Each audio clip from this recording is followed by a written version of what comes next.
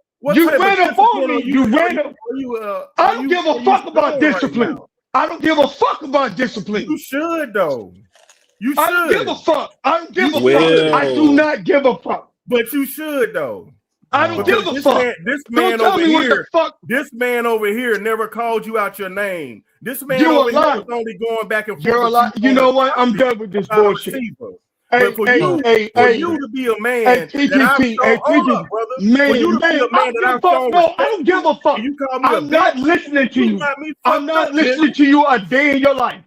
I'm not listening to you a single day in your fucking that's life. your problem, Will. You don't ever want to listen to nobody. I don't give a fuck. You don't know what my problem is, motherfucker. You don't know me. What it is, nigga. You don't know. You don't know me. You don't know me. You have no idea who the fuck I am. You have no idea who the fuck I am.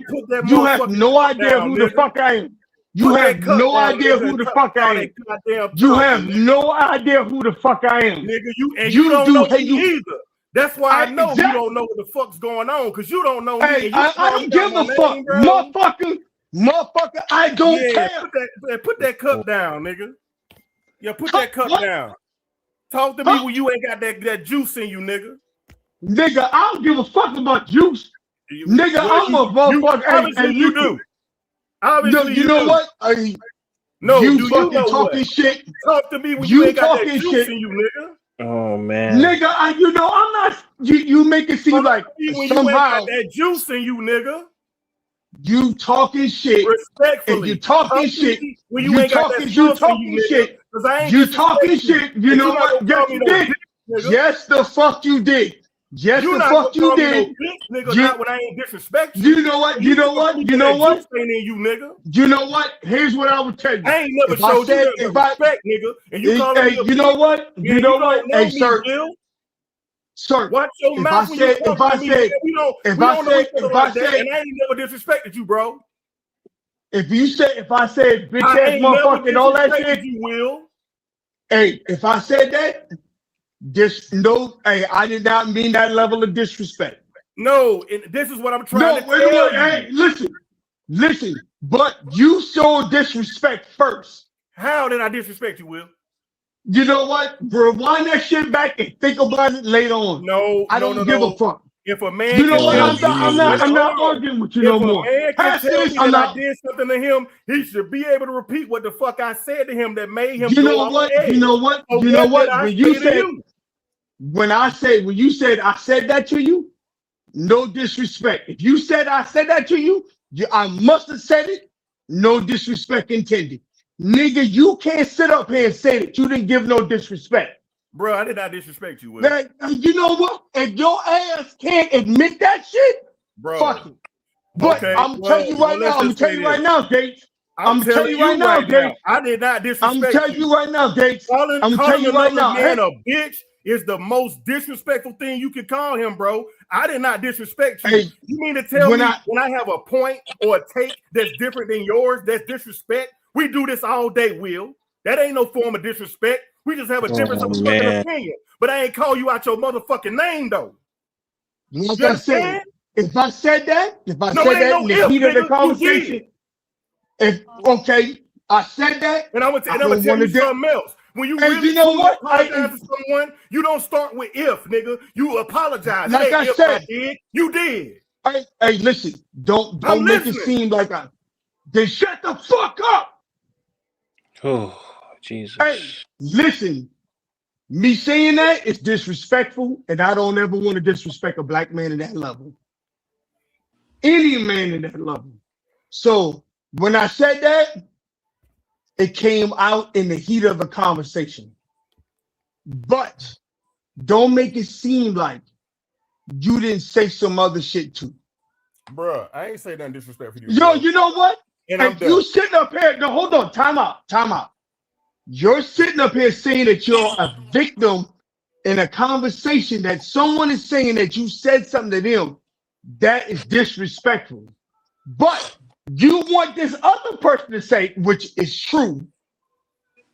When someone say you call me a bitch, I would never really want to disrespect you in that level. But if someone say to you, you said some shit that touched me off, they say, oh, I didn't do that. Come on, brother. Come on now. We got a whole panel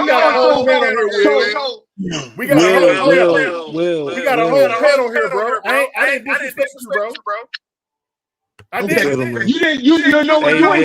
You know what? Hey, hold on.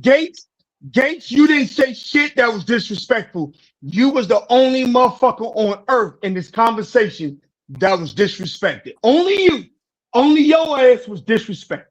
Hey Demetrius, Demetrius, you gotta echo Demetrius. Real quick, I just want to read these super chats. Shout out to Panther for Life, man. He said somebody called Howard to shut him up. Oh no, we're not gonna do that. Jerome B said it's not even OTAs yet. Shout out to him. Yikes. And Jerome B says, sir, it's a Tuesday. Stupid. Demetrius, you do have a little bit of an echo inside of your mic, so I don't know. You may need to go out or maybe cut down the other device that you may have. I'm not too sure, but I do hear an echo. Okay. Yeah. I'm gonna let you guys talk. I'm gonna let you guys talk it out. I'm good. Yeah. I'm good because Okay. I'm gonna tell you something. PPP. Yeah. I'm not gonna disrespect anyone, and I didn't. But regardless of that, I'm a man first, and I always show the utmost respect to everybody. Even while that nigga yelling at me, I'm trying to let him know I done heard him on many pods. I respect his services to this country, and this motherfucker still yelling at me, calling me a bitch. Okay, cool. I'm done with that. I'm not done with the man because I know and understand what he got going on right now, and I got peoples like that right now. So it's cool. We'll talk another time, but it's not gonna get solved right now because that nigga ain't listening for real. And it's cool. I'm gonna let him have it right now, but we'll talk again. Nigga, Will, this is Uncle Gates. We done had plenty of motherfucking real good conversations, and tomorrow we'll probably have another good one. But I'm gonna let this one ride though. But moving forward, don't call me no bitch, nigga. That's all I'm asking. Hey, like I said, when I said that, I shouldn't have said it. I already apologized for that 4 times over. You did, and I'm done with it. We can talk about some other shit. Hold on now. So you didn't do shit. You was the victim for everything. This is not me being a victim, Will. All I'm saying is we was going back and forth. I just want to make sure. Hold on. Will, let me just say this, Will, because I'm gonna tell you something else, right? Mm-hmm. Listen, I have never met you in my life, but I feel like I know a lot of y'all because I listen to how y'all engage on podcasts. You ask a lot of questions, Will, but you don't allow the answer, Will. It's okay though. Yeah. That's the type of nigga you is. And you do it from here to shit. It's okay though. It's how you are. All right? Yeah. So I'm letting you know it's cool. I'm not playing victim. Nigga, this is how you move. This is what you do. But I'm letting you know I'm not crying wolf on being a victim or nothing. We were both at the top of our lungs. I was at the top of my lungs trying to tell you how much I appreciate your ass while you calling me a bitch and calling me and saying you don't give a fuck. I'm yelling, but I'm yelling goodness to you because I've done spoke to you, nigga. But you so bad thinking that I'm yelling, trying to overtalk you. You want to go to name calling. No, sir. Okay? So this is not me being a victim. This is me bowing out on this situation because I respect everyone on this platform, bro. No matter what everyone's take is, I don't give a fuck if it's Howard hating ass, 336 hating ass, you and your love for Excel or PPP and his dislike for Excel. He'll trade him at the first sight chance he get. Listen to all y'all, bro. And what I want by the end of this conversation for this to be done. It's cool. I'm not gonna hold nothing against you, bro. It's over. I'm not holding anything. Cool. I'm not holding anything against you too. Like I said, we passed it though. Will no, hold on. You said you hold on. I was just giving you my take because you're like I said. I would never. I'm not a victim here, bro. I'm just a man who don't want to be called a bitch. But what I would say is I'm gonna rewind this back because you know what? I can be heated for no reason at all. Hold on. I can be heated for no reason at all. But before I can rewind the podcast and listen to it, hey, people say shit that's out of pocket. A person can be 100% wrong and believe they're right. So, like I said, I think that I have an element of right. I could be 100% wrong. I would never want to disrespect any man and calling them out their name. Well, Will, so if I spill that, hold on. Like I said, if I spill that out my mouth, that means that I felt that I was disrespecting. Yeah. And I could not. I may have taken your words out of context, and I could be 100% wrong. 100% wrong. It's all good. And so for that, whether I'm 100% wrong or 20% wrong, for that I should never call any man out their name. That's a fact. So and for good, that, for that, I'm 100% apologetic. For sure. Not because of some other shit you said. Because I sat there and listened to you. You was like, I said this, I said that. This is what I meant. Whether I took it that way or not, that doesn't matter. I would never want to disrespect any man because I don't want any man to disrespect me. Yeah. So for that, I'm 100% apologetic. Hey. Yo, Gates. Man. Yo. On a lighter note, my guy, the only thing that we can say over here, your guy Excel got to go, my guy. He got to go. He got to go. Sorry. Got to keep it real with you, bro. Hey,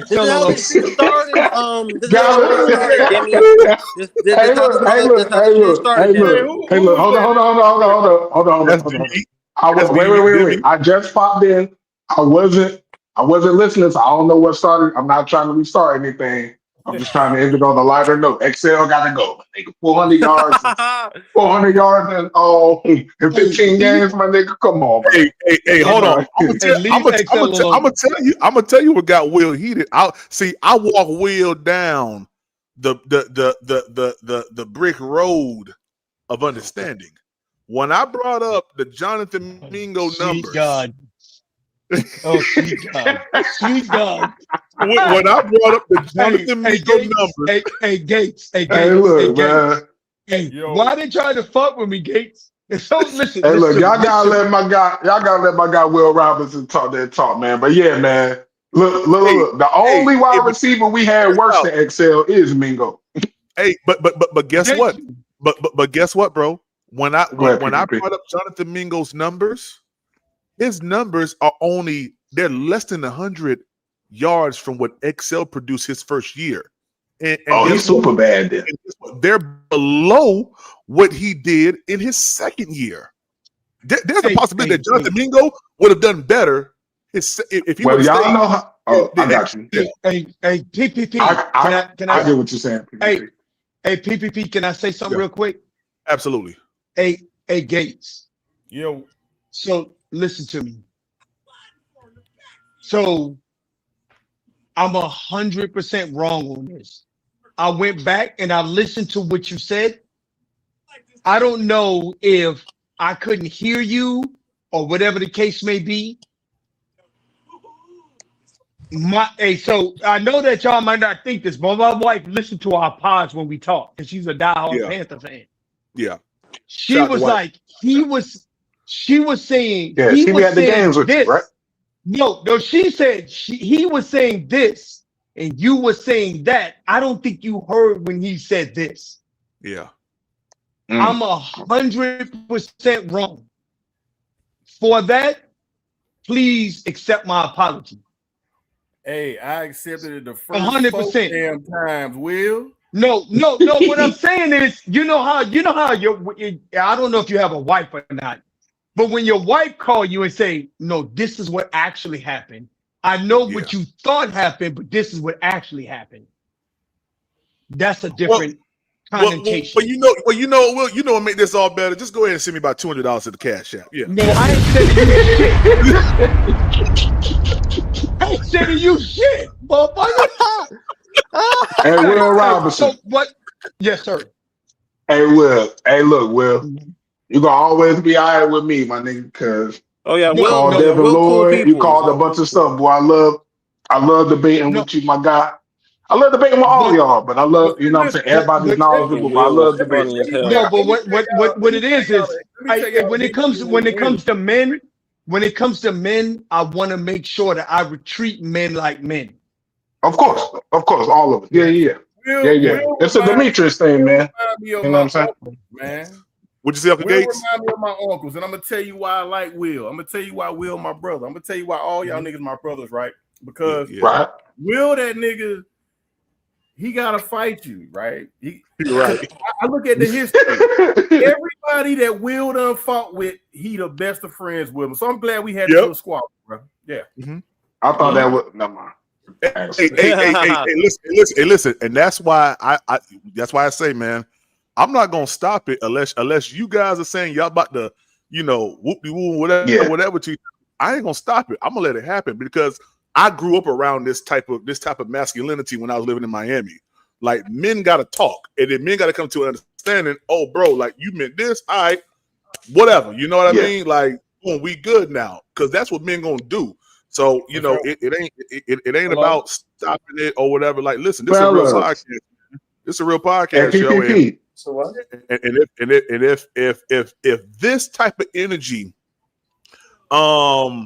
deters certain people from listening, I'm cool with that, only because I know that this is real. Like, Uncle Gates and Will may see each other week 3 somewhere and be like, what up, nigga? Yeah. Facts. But I may do a podcast with someone and I see them in the street. They may not even know they may not even like want to talk to me. It was just business. You feel me? So PPP.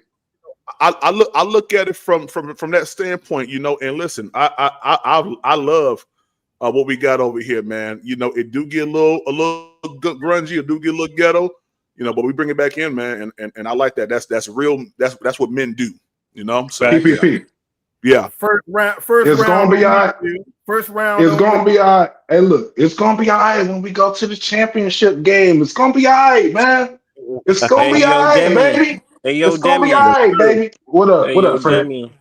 I got 11-6, baby. 11-6. Yeah. Hey, Demi. I actually 11-6, baby. I actually bet on that. Hey, Gates, think about it when we go to a Super Bowl, dog. You be like, you remember that time when me and your ass fell out on PPP podcast? Man. 9-8. 9-8 is the floor. 12-5 is the ceiling. Hold on right quick. Someone did ask me, Will, how much to get your head knocked up? I told him $375. Get you gone to preseason. So I went preseason. Good. That's Come big on, money. PPP. You know what? If they pay you $375, I deserve it. I wasn't. Hey, yo, Will. I'm gonna be honest with you. I wasn't gonna pay that anyway. I was just gonna let it ride. I wasn't gonna pay that anyway. I was like, hell no. And there's no one did. You know what? That means. Hey, Will, it's cool. It's cool, Will, because the collective will bring you back, bro. Don't even worry. Facts. Hey, you know what? Hey, here's the thing. I'll play the chat. I'll be cash apping in this motherfucker. I probably would have paid half to get you out, Will. Chill out. Hey,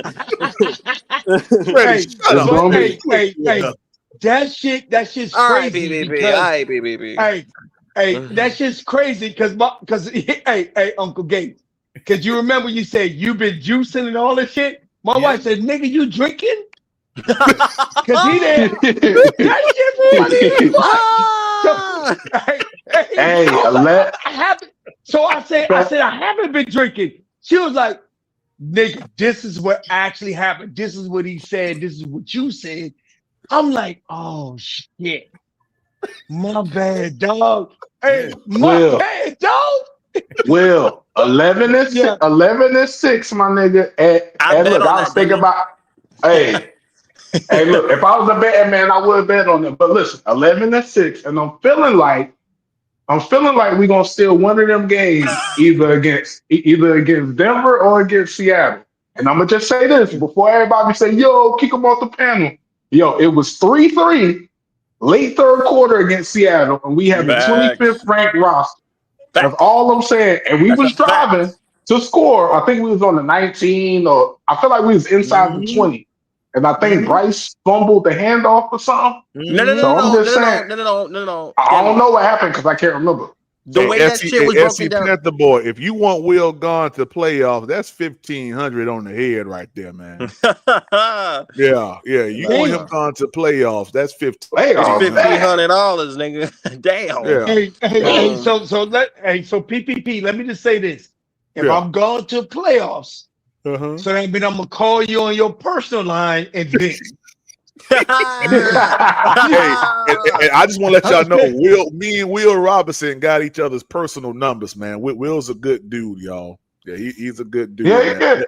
Met him and his wife, Will man, this at the season. Seahawks game, man. I'm gonna need that from Will, low key. Listen, Will, Hey, PPP. Hey, I was trying to tell him how much I respect his ass. Oh, you heard I said, Will? I know.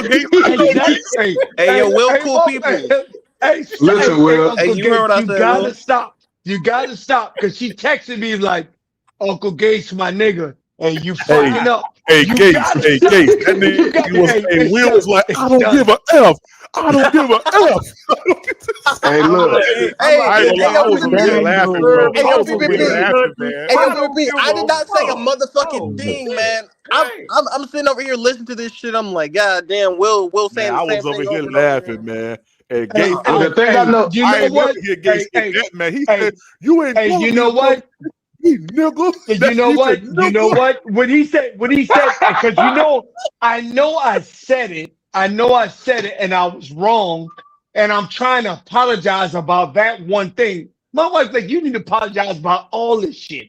And I'm like, God damn. Hey, you know, shout out to wifey, man. Shout out to wifey, man. Yeah, but on the Will comment real, off our screen, BBB.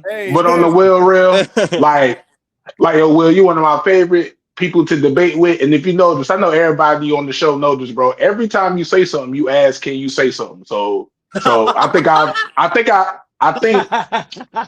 I've heard you talk enough to know that you got good intentions, man. Man, yo, what happened, man? I've had my time. The thing about it is, I've only gotten into it with one person up here, but I had my time too. 100% wrong. I was 100% wrong. But look, it take a good dude. It take a good dude to say that, though. You know what I'm saying? So it take a real one to say that. It take a real one to say it, bro. That's really what it is, bro. Yeah. Like, a lot of people be on here talking, bro, but like you, one of the main ones.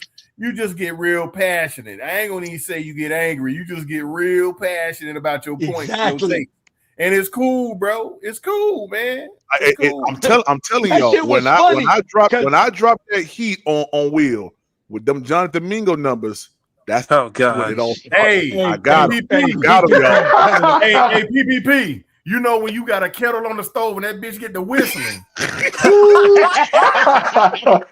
I heard that damn smoke coming out his ears. That's why I was trying to tell him. Like, my boy said he was making tea. My boy was making not the tea. smoke coming out of his ears like a cartoon. My boy making tea. Not the smoke coming out of his ears.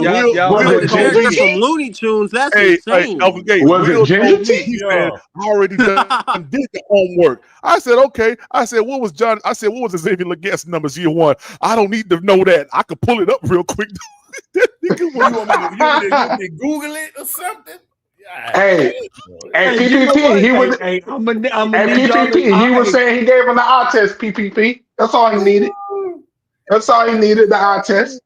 The will. Exactly. All the I eye need test. is the That's eye all. test. That's all I need. Y'all Hey, some man, assholes, man. On a serious note with XL though, Will, like I was saying though, I think he just gonna have to fight, bro. He gonna have to fight, man. Whatever demons he got, whatever he got going on mentally, that's just my opinion. I think that brother gonna have to fight. If he want to be on this team, he gonna have to fight, bro. He gonna have to fight. It's too late. And you know what? And so listen. So Gates, you're 100% right. He does not automatically get a spot in his roster because he's from Mullins. Nope. If he don't give us 700, if he don't give us 700, he out of this. I'm gonna tell you what that happened. So Gates. This brother right here. So let me just explain this to you. So Brazo has a limited route tree. He has not been in his offense for 2 years. If he beats out XL, based on that fact, So I cannot argue with anyone. It's over. Now, wait a minute, wait a minute, Will. Now, I anything. heard the young man. Wait a had an minute. Wait a minute. extensive Wait a route minute. tree. Time out. Did I you heard say he had an extensive route limited? tree. He has a not. He can run every route in the route tree. Will every route, bro. There's not a single route he can't run. So you say that there are scouts that say that when he was in Tennessee, what was the school he was before Tennessee? Tulane.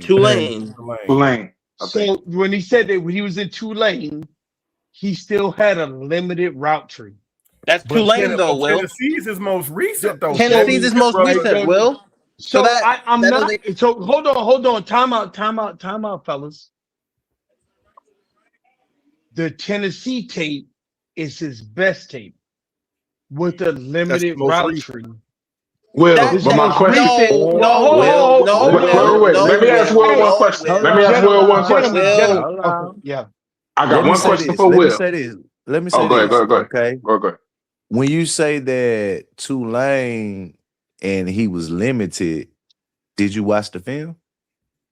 I did. So when you watched the film, was he running the same routes he was running at Tennessee, sir? No. Okay, so it's not a limited route tree because when he was at Tulane. So can I explain this? Can I explain what I'm talking about? Go ahead. So in Tulane, so the people he was going against in Tulane was subpar when I'm talking about talent. Right. The guy he's lining up against. So now when you talk, so he was able to run up that they assigned to him. So with that, hold. Just give me this. Just give me a couple of seconds here. So when people talk about Tennessee offense and the wide receivers, I'm gonna let y'all go. How many years he Who played? this driver? Yeah, that's driver. Okay. What's up, driver? My dog What up, driver. That's my dog. Hey, my nigga, if his dick don't get no bigger, that's my dog driver. God dang. Yikes.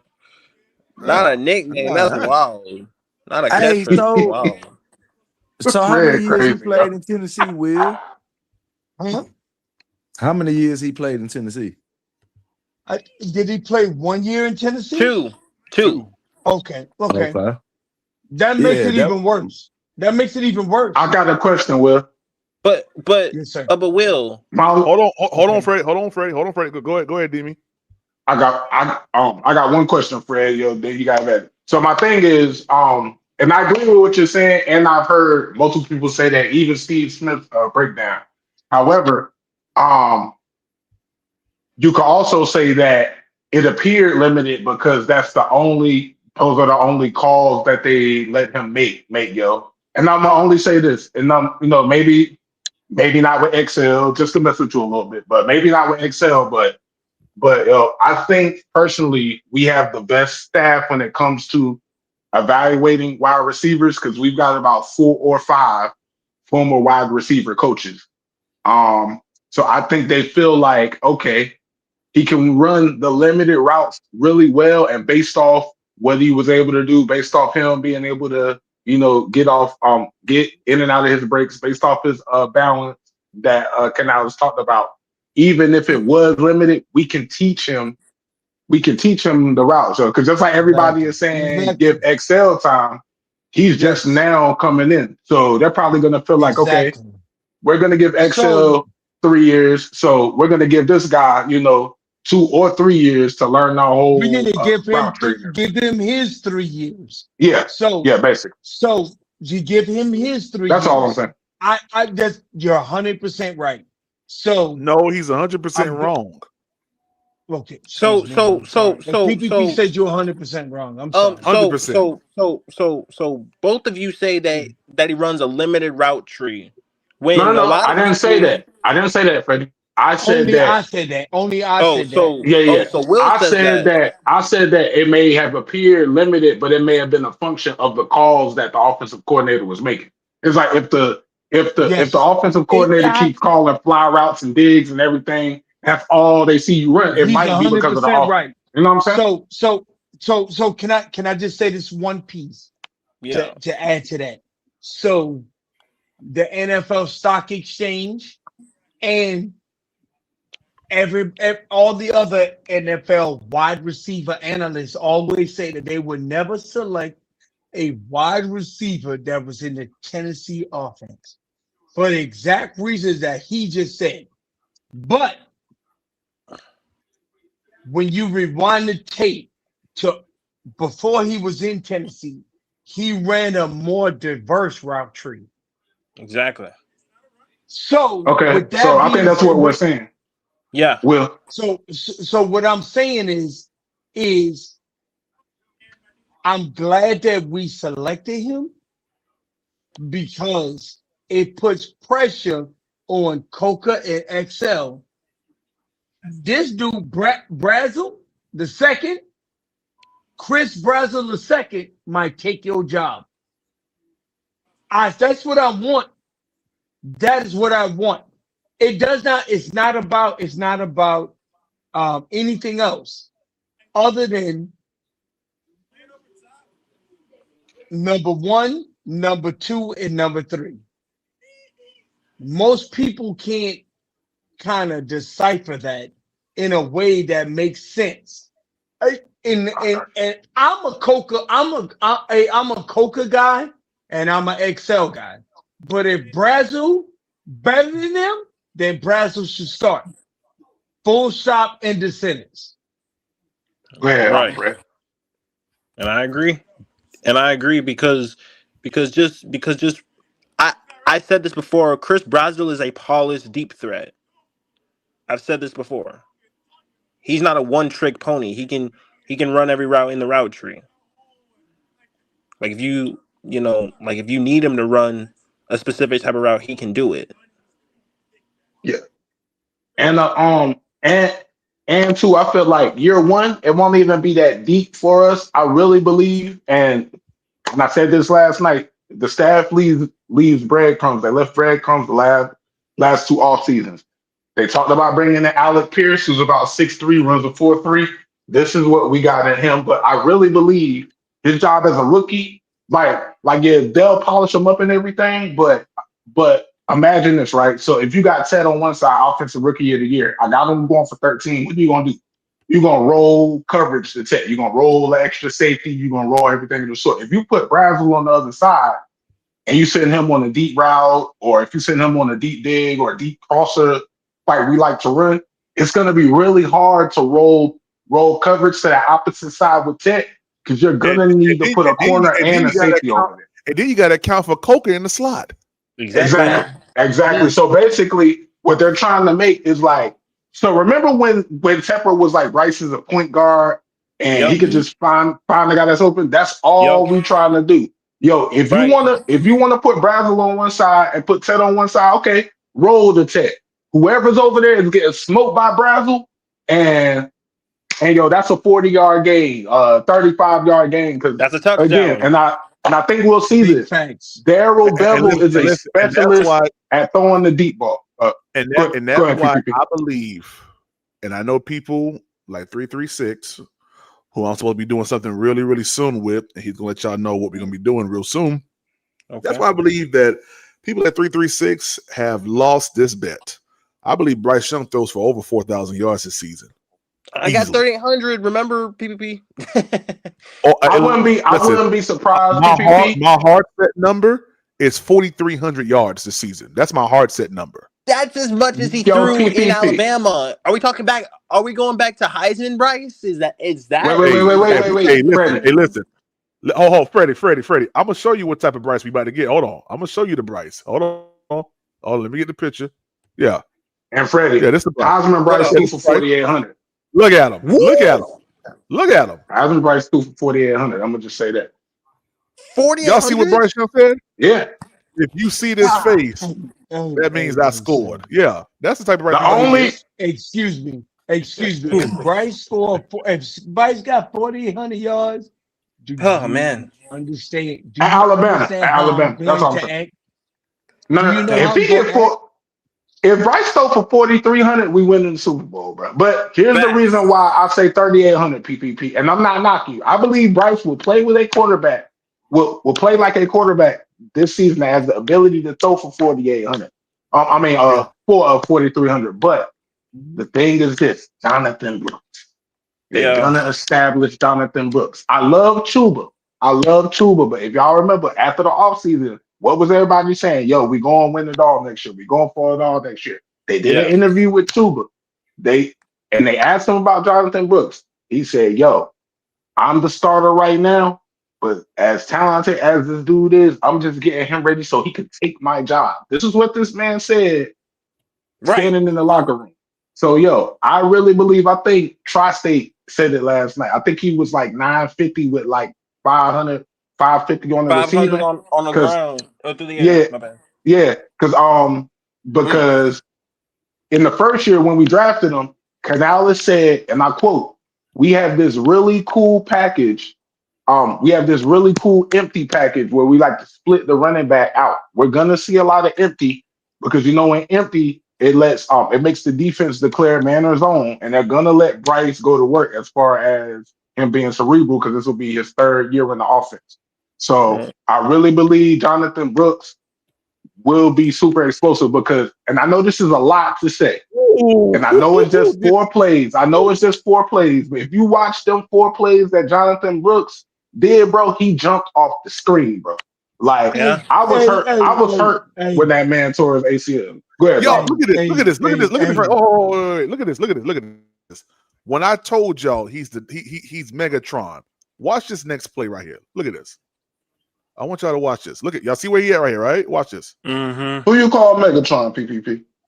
You call Chris Brazzle Megatron. Look now. Look at this. 2 people. Damn. Wow. Hey. He can elevate like that on me too, PPP. Stupid, Will. Will stupid. Will, wow. Will stupid. Look, if you think, if y'all think we not going to throw, if y'all think we not going to give Chris Brazzle 2 or 3 deep balls a game, you bugging. You out your mind. Bro, you bugging. This ain't even a deep ball right here, bro. Look at this. That was PPP, look at this right here. PPP. That's short yardage. That's on the 5-yard line. PPP. So pull up my boy JB Brooks. Fucking 4 NFL fucking plays. Oh, that motherfucker was cooking, motherfucker. He was smoking, motherfucker. If he can't play those, he'll get flagged. The reason why they stand out so vivid to me is because I didn't want us to go running back, especially a running back with a torn ACL. So I'm watching that game. I'm like, okay, let's see if we wasted this pick. And yo, he jumped off the screen, bro. I was like, oh my God, we got something. And then literally he tore his ACL. Man, I was so PPP. mad. He's ready for the anticipation throws too. You see that? Yes, sir. Listen, okay, so what I'm saying about Chris is not far-fetched, bro. Everything that I'm saying is true. He's going to get double coverage like this, but look at, bro, he's boxing out. And watch the end of this play. Look at this. Look at this. People falling down on the ground, bro. But the tape against Georgia shows that as well. I mean, what is this, high school? Was this high school tape? It looked like this is flag football. Look like college tape. Whoa, motherfucker! Hey, listen. I'm gonna need you to stop. Hold on. Let me back up. Let me play this. Oh wow! Look at this. I mean, yo, look. High points the ball. High every point time. block out, bro. This is like a freaking center. I keep telling PPP. Hey, PPP. I can high point the ball on you too, nigga. No, you can't. Hey, yo, Will, you cannot high point the ball against the fridge, bro. Hey, yo, the cooler. Hey, yo, PPP name is the cooler, bro. My bad, friend. My bad, friend. PPP name is the cooler, yo. His name is not PPP. Hey, stupid, yo. So from a wide receiver perspective, right? Yeah. Most guys like that, 6'5", they ain't really moving like that, bro. I'm just No. telling you. It's it's few in between that. When you look at Tech, they didn't say he coming out of college running a 4.3. Nope. It's only certain people, that have that athletic speed, agility, who could make those type of plays. All right. So now, if everybody notice, we got Tech. How many times Chris Brazil gonna get double? You can't double nobody. They Can't can't double nobody. So you see at the beginning of the video, when PPP was Oh my showing it that gosh, yo, on a whip route. like Is that a I whip say, we got Chris Brazil, bro. He gonna get a lot of one-on-one matchups. Who you think gonna If win? that's the case, you can forget about it because Hey, that shit fellas. dead. Nah, they gonna put a safety over What that. up, Will? You have to. Hey, I'm about to pop out like a newborn. Y'all have a good Yes, night, sir. fellas. All right, Will, Hey, man, man. take Love it you. easy, All my right, G. Be Will. safe. Yes, sir. Hey, All right, Will. Hey, be good. PP, Hey, PPP, PPP, random stop. question. Hey, stop, PPP, stop showing these motherfucking middle school highlights. Man, you crazy. I'm gonna show these all day because this is exactly what we're gonna get. Baby Megatron. PPP, Yeah. PPP, random question. What's and y'all up? probably already talked about it. I'm probably super late because it dropped today. Did you see the blueprint short? Bro, you know what? See, Dougie told me to pull that up earlier. Let me go to it right now. PPP. I'm going to it right now. Watch it and watch when this man breaks down film. I love the pick, yo. I'm loving it even more. Okay. Freddie, did you see it? Here you go, right here. Man, when that man answered the phone, he said, "On my mama." No You hear me? producer, no editor, Oh, my no tech mama. skills, just Rivers. That nigga gonna I be can a nigga, dog. That you Watch, gonna be like, but damn, look, that nigga dog. PPP. I guarantee you, after you watch this blueprint short, you're gonna love Monroe Freeman, bro. Just pull it up. Hey, can y'all hear it? Can y'all hear it? It's finding players. Can y'all hear that? Yeah, I can find. All right, let's do The it. process is finding players. Finding players that want to be here because it means something to be here in the Carolinas. It's finding players that have an innate drive, instinct, intelligence, toughness. That's what we're looking for the Carolinas. Oh, there's always pressure. There's always going to be pressure because you want to make the right pick for your organization, for the fans. But in all, it's through our whole fall and spring process. And once we get to this point, the decision is made because we did the work. All right. First off, before we start, I know it's like a ton of work that you guys put in. Super helpful, just like through the whole evaluation process. Well, it all kind of starts during the summer where we get our initial list, and then we go out all over the country, building relationships, really learning what these kids are like, talking to people that are around them. What's he like on like a day-to-day basis? Like, do his teammates like him? Can't have like the tough, intense competitor without some like the moodiness. Area scouts, the blood, sweat, and tears of all of this. I just love the way that he plays. Like, I know he doesn't have the play strength, but like he has relentless effort and pursuit. Like, you got to account for him. Not a huge product of work, but what he did do this year was pretty good. They're gone 14 to even 21 days at times. Just because of, he's a freight train. They are a lifeline within our building. We essentially start from the top down and go through every position and then cross-reference every position laterally with each other. I think the alignment between us and the coaches has been as good as it's ever been. First step, quickness and change of direction. I like how physical he plays. But this guy got better ball skills and is smarter. Love the size, ball skills, really good range. Let's go O-line. Coaches are showing you how they're going to use each player. He's got that superhuman strength. If he touches you, it's over. How they're going to fit in our system and what we're trying to do. I'm telling you, you won't have any problems with him when it comes to football. You like the kid? I like the kid. I really do. And it gives us a clear vision of a player, so it just makes everything that much easier to select. So we usually have coaches, jump on Zoom calls with potential draft picks because it's going to be one of their first or even second touch point. They need to get to know the kid as much as we know the kid. Throw. Watch this PPP. You got me? Yes, sir. Gotcha. What's going on, buddy? We had him at the combine.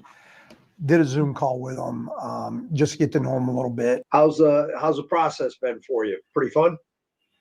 fun, but like I'm just trying to play ball. And at the end of the day, like process is cool, but like I kind of want to just get to the point where I'm just on the field playing ball at this point. Yeah. Like it's a lot of X's and O's, not as much actually going out there and being Yeah. on the field. But Well, the big part is everybody's just trying to figure out, mentally where you are and all that. Right. That's part of the process. And when I was sitting there on the Zoom call, I always start with kind of their stuff as far as, George's offense. Hey, what'd you call this? What was this play? He was extremely sharp. yeah, so we called this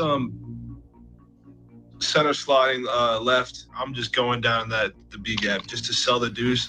I mean, the thing we're trying to find out is you want the kid to talk football. You want to see his mental capacity.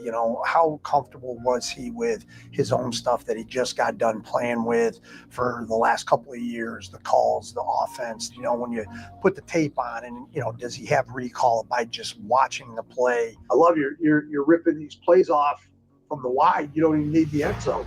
And then talking football, like, okay, hey, what'd you do here? What was your technique? Coach me through that. A high left hand and then a lower right hand, just because I know it's a D tackle. He's not going to beat me with speed for real. Punch. And I like the concept that you use your outside hand, and that shows up on tape. That's huge. You want to kind of evaluate them, like when they're watching the tape, how honest are they with their self-evaluation? Yeah, I'd probably stay lower through contact. Because you can see here, you're a little bit of a waist bender right there. Yeah, no, definitely. So that's part of just punch timing. But the thing that was pretty good is, during the Zoom, he was like, well, we call it this, but, I'm trying to call it. He was calling it our stuff. Using your guys' terms, to be Rocky or Ricky?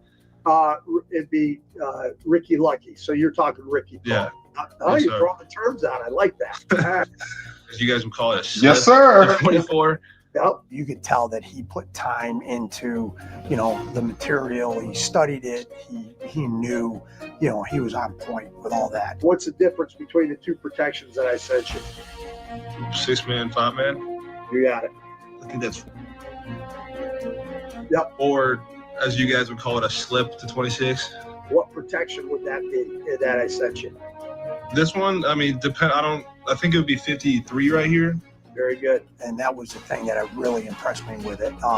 The second thing was like when I went down to the pro day, just having an opportunity to work with him for that short period of time on the field and, said, hey, here's some things I think we're going to have to change. And he really tried to do it in a short period of time, during the pro day, which was kind of cool. You go through this process and you're saying, hey, here are the guys you'd love to have. And, and to be honest with you, I didn't even have him. I didn't think he would be there, And then all of a sudden it felt like, wow. All right, you're here right Man, now. come on, man. Don't God know, dang. you don't know. Yes? I'm going to dive into the 5 biggest misconceptions that keep people. Monroe, Dan Morgan, how you doing, man? What's going on? Hey, how would you feel about being a Panther, man? It's amazing, actually. Let's go, man. We're excited to have you, man. Super excited. I'm a die for y'all, man. I'm telling you. Hell of a player, man. We're Let's jacked. go. We're jacked to get you. I'm gonna hand you off to our owner, David Tepper. Okay. All right. Sounds good. Sounds good. Congrats, man. Hey, Monroe, you doing good? You doing good? Yeah, I'm doing great. I'm doing really good. Well, you sound happy, so that's a good thing. I'm doing really good. No, that's great. Hey, welcome into the Panther family. Okay. Y'all keeping me in state, man. Right there. All right. I'm gonna hand you over to the coach right here. Okay. All right. Sounds Okay. good. Cool. Monroe, what's up, man? Hey, what's going on? Oh, brother, this is a great day. I'm glad it played out this way. We're so fired up to get you here, man. I'm also fired up, man. I'm also fired up. We're gonna have to teach you what keep pounding means, though. Okay, so we'll get you initiated and all I'm that. glad you didn't hold that against me. Well, awesome. Hey, have fun. Enjoy this time with this I moment will. with your family and your friends. I will. You got All it. right, brother. All right, love you. Love you too. Love you. Obviously, when you get a guy in your position on the first night of the draft, that Hey, I ain't gonna lie. Hey, did y'all see Tepper's face when he said that? Tell her, I guess I love you too. We're gonna have to teach you what keep pounding means, though. Okay, so we'll get moment with your family and your friends. I will. You got All it. right, brother. All right, love you. Watch Tepper. Love you too. Congrats, man. Yeah, they're like, I guess so. I don't know.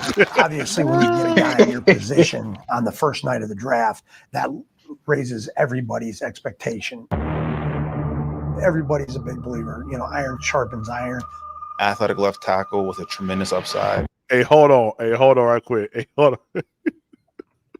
Be able to. Hey, B. Amos, you asshole. You my dog, but goddamn, bro. Fuck you. Fuck you. Yeah. What you say? You asshole. Fuck you, you asshole. He's been a starter for close to 2 years. He's 6'7". He's 315 pounds, almost 35-inch arms. What else would you want? And he helps protect one of our most valuable players on our team. The way he's wired, the way he plays, the athleticism. He can match with his feet. He's strong. He has length. He can shut down whoever's across from him. I mean, the ceiling with him is undefined as of yet. Stockton hands it off. Room for Frazier, and he's inside the 40. Good set lines, pass pro, he can move, he uses his hands. A lot of times guys will have that length and they play small. He doesn't. Shut down. Never stop talking, man. Come on. He's a first-round draft pick. I'm excited to get him in the room. I'm sure he'll fit in great with guys that we got, and look forward to everybody getting out there and competing. Honestly, I didn't know I was going to be here. I mean, I didn't really know I was going to be anywhere, but getting that call, especially when it was, the timing, it was all just like perfect and surreal that I'm here.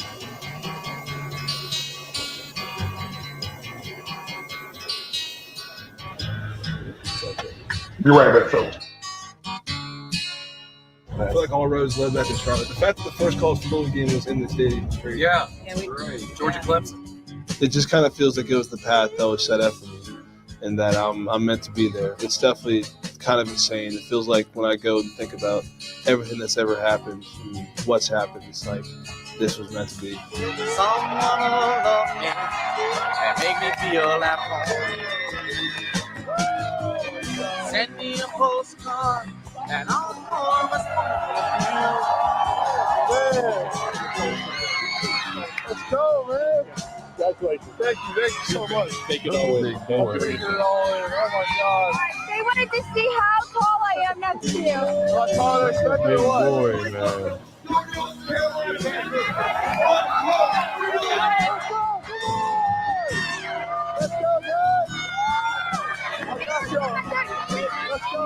I've had a lot of people energize me, and I think especially the fan base being so welcoming and being so passionate is like, yeah, I'm gonna come fight for this team. Like, this is my team. All right, hey, let's hear one more time from Monroe. Your newest Carolina Panther. This is important right here. You are the newest Carolina Panther. You are our newest draft pick. We're so happy to have you here. Monroe, welcome to the Carolina Panthers.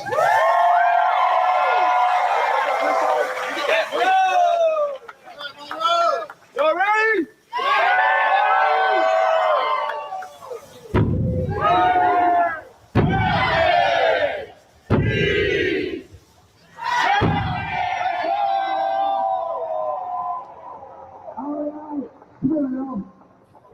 Everyone's great people. That's really the thing that I'm running into. Everyone's so nice and kind, and it's like it's going to make it easier for me to have a good transition, and especially being so close to home. It's going to feel that way. Hey, I love you too. I'm so psyched. This is so literally home. funny. It's home. I'm 3 hours from there. So literally, like, it's awesome. I'm so excited. Yeah, likewise. It's pretty amazing, huh? It really is. You can't make it up. I didn't even know. I mean, I had no idea where I was going to go, but it's crazy that I'm really like in my backyard. It hasn't really hit me yet. I don't know when it will. But yeah, maybe when I have a little more sleep under my belt. You know. So, you guys ready to go locker room touring anyway? I think you have to love the game of football to be able to play offensive line. It sounds like an obsession almost, but I love the nature of the position. Like, I like to get out in space. I like to run block people. If you watch the film, you'll see that I'm trying to get a pancake every single play, as hard as it is. No, that's sick. That's dope. Can't believe it, man. I really can't. I want to be a mall and run game, and I want to be smooth in the pass game. I want to sit down pass rushers. I just want to play like an athlete. I mean, I'm going to be enthusiastic every single day. I'm going to bring the fire every single day. I'm going to bring the fire on game days, no matter where it is. And I'm going to protect Bryce, number one. Just so y'all know, I'm going to be out there every single day to give it my all.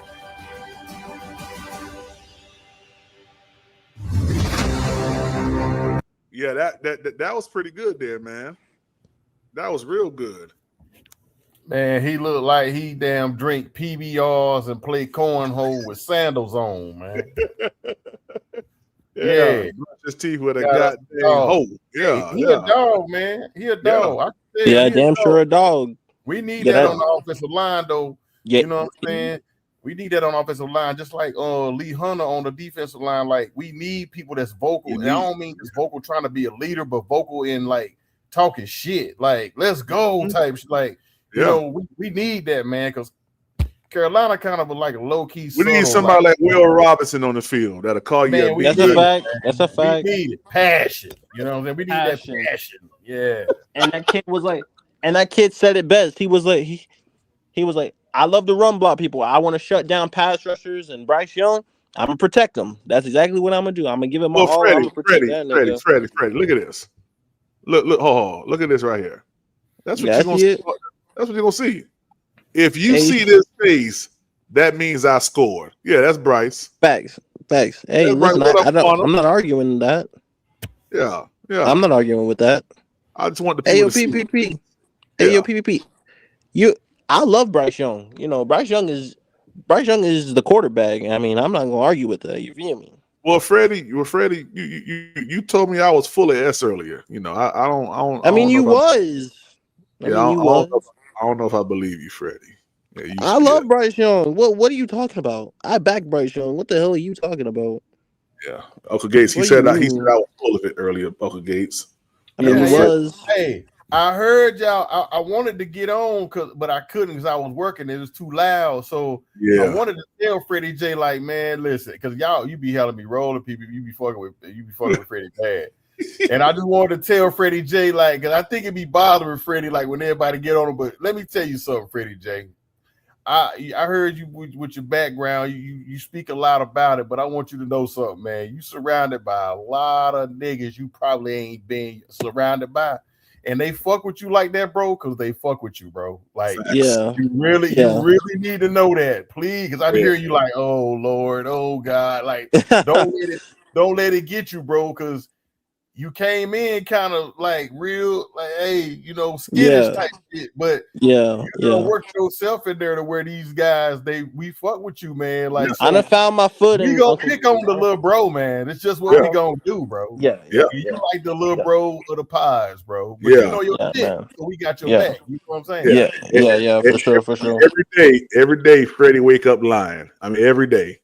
Jesus. Yeah, every day, wake up lying. Yeah, Whatever, BB. Whatever, BBB. Stupid. You gotta watch that nigga. I fuck with you, BBB, but you stupid as hell. Nigga walk up to you and lie. Yeah, you gotta watch that. Just be lying for no damn reason, man. All right, man. I BBB. Yeah. I BBB. Okay, I had to show them too, man. That I don't look like no Lee Hunter. Yeah, Lee Hunter beard was all over the place. AI is one funny motherfucker, man. You had your fucking AI, Freddie. BBB. AI? Are you serious? BBB. That's funny. BBB. Freddie. This ain't no Lee Hunter, my brother. It's me. Yeah. I keep it. Right, my brother. I'm saying though, if he put them shades on and a hat on, PPP. Man, PPP. I don't know about that one, bro. He might. You got to go back and look at Lee Hunter again. You got to go look at Lee Hunter again. I don't look nothing like Lee Hunter. Yeah, that brother, like he was, like he walked straight from Mobile to Atlanta. Yeah, I don't never look like that. He walked to his damn draft party for sure. That's a fact. Yeah, cause he threw me off. He said I'm in Mobile, but then he was like at a party in Atlanta. Then he said something. I'm like, what the hell? He said? He didn't know where he was. We definitely walked there. He 100% walked there. That nigga could have been in Kalamazoo. He didn't know where he was at. Man, I don't think he knew where he was. What's wrong with you? Yeah. Joe Person says, where you at? He said Atlanta. He said, oh, so what's going on in Mobile? He said, yeah, we down here in Mobile. Joe Person like, oh, okay. He did. I asked this nigga no more location questions. Like, man, you better not. Where you at, bro? Yeah. That nigga should have said your backyard. He should have said that to Joe Persons. I'm in your backyard, nigga. Look outside. Right. Joe Person be pissing me off sometimes with the questions, man. I'm like, bro, come on. Well, you know That's why what? I call that nigga mush mouth. His so guys, all right. Man, shut up. Don't ask nobody nothing, man. Joe Person nigga be that nigga asked some weird questions. I'm like, bro, what the hell? God, let my boy Quantum up here. What up, Quantum? Yo, what's up, PPP? Hey, what's man. good, baby? Hey, man, hanging in there, man. How y'all brothers doing tonight, man? How y'all what brothers up, doing Quantum? tonight? Doing What's good. good? What's good, feeling Jet? good. Hey, Quantum, I had to show him sir. this. If you see this face, that means I scored. Stupid, yo. Hey, the old school Steve Smith. I love it. Yeah. Hey, can I say something, brother? Can I say Wait, something? Two things, and I won't be long, man. First, I want to say something to young man Freddie. Freddie, let me say something to you, brother. Yeah. What Uncle Gates just told you is absolutely the truth. I think you're a very, very intelligent young man. To be so young, you have a very, very sharp IQ. You understand football very well. And, you know, the brother's going to razz you a little bit, man. That's what it's all about over on these parts. PPP will let you get it off. As long as you're respectful, don't cut him off, Freddie. But outside of that, man, I think you got a very bright future, brother, around here. I think people gravitate to you. And, you know, Demi and all the boys, they're going to support you, man. So don't take it harshly. Everybody here to support each other, love and respect for each other, man. That's number one. Yeah. So number two, PPP. That episode, man. Listen. I the one you just showed. Yeah. I'll be the first to tell you, brother. You know me, PPP, in person. You know me in real life. Yes, sir. And got brother, your real number. Got your real number. Yes, you do. Yeah. I'll be the first to tell you. That part, man, where they called him after they drafted him. I'm talking about Freeling. Yeah, bro, that choked me up, man. I don't know what happened to me. I saw that the way he was all emotional, man, when they was talking to him. That messed me up, brother. I felt like busting a tear. I said, God, dog. You was yourself. It had me, man. Hey, Gates, it had me, brother. It had me, Demi. It had me, brother. Don't let Black Cat Panther podcast hear you say that. Oh boy! Shout out Q and Goat. He said, he owe me money. He owe me money by the end of the season. Hey, yo, Quantum, he owe me money. I don't know if anybody said this, but the reason I wanted you to pull it up, PPP, is when I saw it live the first time I watched it earlier, probably like right after the drop or right after I saw it pop up on YouTube. But the way he was breaking down the film and the way he's still in college, but he's already working on calling it our stuff. Wow. Yeah. When he didn't have to do that. All he had to do was demonstrate a basic understanding. Before he even gets into like OTAs and stuff, he already understands the terminology of it. Yeah. He's ahead of the curve. Right. So he won't really be thinking. He'll just be playing. He'll still be thinking because he's a rookie, but he won't be thinking as much. That's a fact. That's why. Demi, I think he starts week 1. Hey, remember he said, I'm ready to get past all. I'm ready to get past all the pleasantries. I'm ready to play. Hey, listen. PPP, you know something? Bryce just unwrapped the brand new security guard, but that dude ain't gonna let nobody touch Bryce. You hear the way he's passion in that voice, man. Hey, let me tell you something, Quantum. Yeah, I told 336. 4,000 yards. I'm declaring. I'm declaring it right now. Bryce Young would throw for 4,500 yards this season. Oh my God! I love it. I like it. Hey, yo, Quantum. In that case, I win a lot of money. Hey, yo, Quantum, I win a lot of money. Well, I'm not gonna go that far, but I'm gonna say this again. I said it last night. And I know this is gonna make some people upset, but let's just keep it real. Howie Roseman is the best GM in football, and his philosophy is this. For the first round, I spend my first round on trenches, either offensive line or defensive line. And the Eagles wanted him. If we would have passed on him, the Eagles would have picked him. When we picked him, they pivoted to Mekhi Lemon. And again, I'm gonna say this: the year they won the Super Bowl, everybody knows it's 5 offensive linemen. I'm saying that rhetorically. I'm not insulting none of y'all brothers football intelligence, because I believe everybody's super knowledgeable. Everybody knows it's 5 offensive linemen. The year they went to the Super Bowl, 4 of them made the Pro Bowl, and the 5th lineman was a Pro Bowl alternate. I think they know what they're doing when it comes to drafting linemen. So I agree with so you. if they wanted I think we made the right choice. Because if they wanted it's the same thing with Ted last year. Again, you got Sean McVay wanting to come up from 28 to 8. And if you watch the Ted video, Dan Morgan is whispering to Dave Canales. He says, "I think they want our guy. Nah, I'm good." Yeah.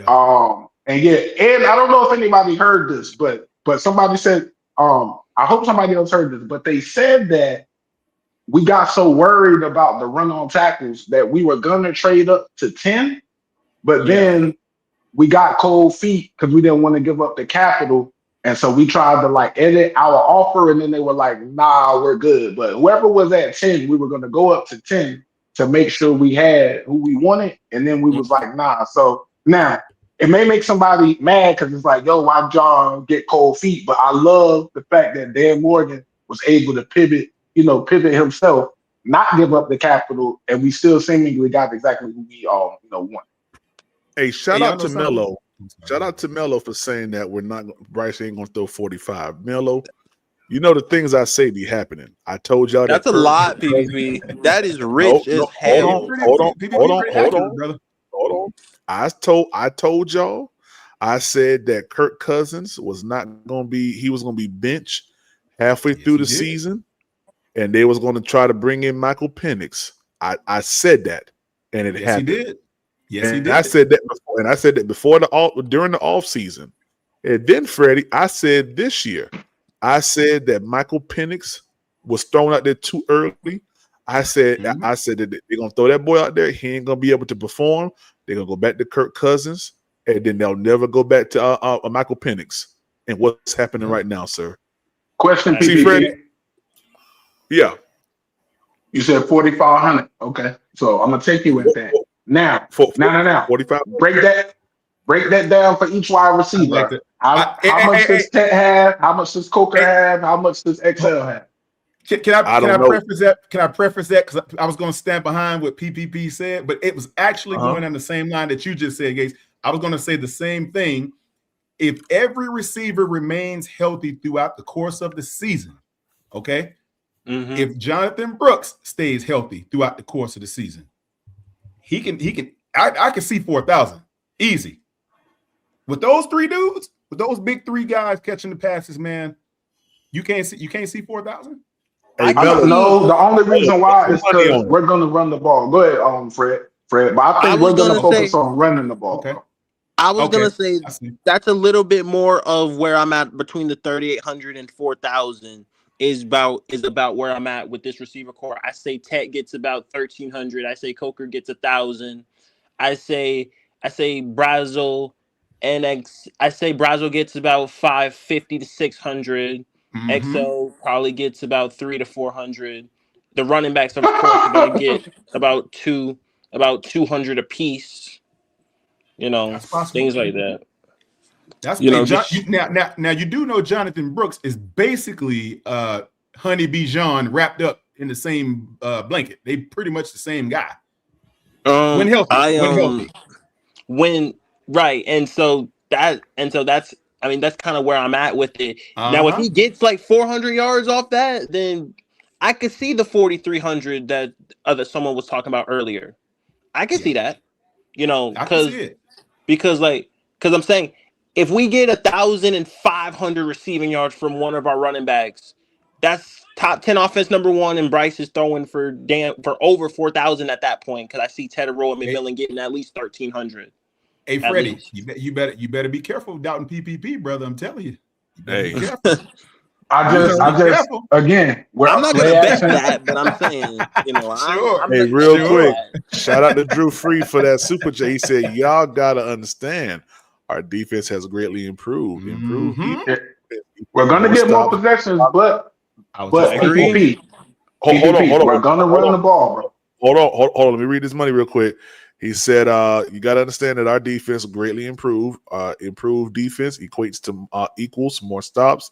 More stops equals more drives for our offense. That's a fact. Go ahead, Demi. There we go. No. I'm just saying. Look. Again, I believe he'll play like a quarterback. He'll play at the level to get 4,000 plus. But we will run that football. Like, think about it. We're molding our team to destroy you in the trenches, bro. Like we destroyed some teams. We destroyed Miami. Like, I mean, we we had Rico looking. We had people arguing like Chuba was trash, and Rico should get read up for what we paid Chuba, bro. That's how crazy our offensive line was until we lost. Hey, Meech. Meech. What up? Check it out. What do you envision a healthy Jonathan Brooks looking like for a full season? Go ahead. That's the last answer. We got to roll after that. Go ahead. Only because he'll split carries with Chuba until he takes Chuba's spot. 950, not 950 on the ground. Let's say 500 through the air. Okay, they're gonna throw him the ball out the backfield. Okay. If y'all notice, we love that. We love that swing route with our running back. We love that simple swing route and that dump off. So I like it, Meech. Yeah, I like it. Again, you got somebody who's a little bit better in space. I like it, Meech. I can damn sure see it. Well, yeah, I'm just trying to be realistic. Well, fellas, I appreciate y'all. Quantum, Uncle Gates, D-Me, and Lion Freddy. Yeah. Oh, Jesus, PPP. Hey, that's Big Meech, right? That's Big Meech, PPP. What? No, actually, I am. No. Okay, there you go. No. You're the cooler. You're the cooler. I'm Big Meech. You're the cooler. I Mr. Cooler. Hey, PPP, do me a favor. Put up the side by side, man. You still ain't put up the side by side. Yeah, let's get him. He's not gonna do that. Don't run from the truth, man. No, sir. Hey, PPP, don't run from the truth, man. No, sir. The truth should set you free. Yeah. Quantum. Yes, sir. What's up, baby? Quantum, don't he look like Lee Hunter, bro? How you gonna do that to me, brother? Yeah, I see y'all later.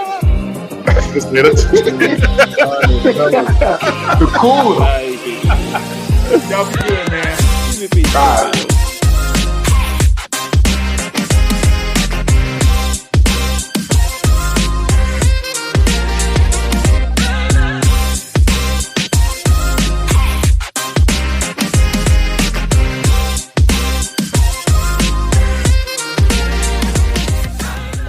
Hold on. Mello.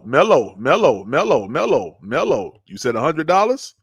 Go ahead and send it real quick, Mello. Yeah. Oh. Wait a second. Wait a goddamn second. Mello. You say $100, huh? You say 100. You say 100? 100? What's the I'm sorry, y'all. Mello, what's the talk to me, Mello? What is it? You know you gotta lock in now. What is it? What we doing? Talk to me, Mello. Talk to me real quick. Yeah. Talk to me, Mello. Talk to me, Mello. They don't have me stop the podcast now. You ain't talking now. I was about to get up out of here. Come on, Mello. What we doing? What we doing? Kitty, yeah, I saw that 100. Hey, hold up now. Yeah. What we doing? Yeah, what we doing, Mello? See, Mello done ran, y'all. What we doing, Mello? Mello, you got 25 more seconds, and I'm gonna cut this show. Come on, Mello. You see what I'm saying? Nigga gonna put $100 and then run. Boy, I can't stand. Hey, when I see Mello tomorrow, boy, I'm gonna light that nigga up, man. Mello, where you at now? Mello, you got 15, 14, 13, 12, 11, 10, 9, 8, 7, 6, All right, that's it for Melo. I'll holler at y'all later, man. Bump Melo. Got something for me tomorrow.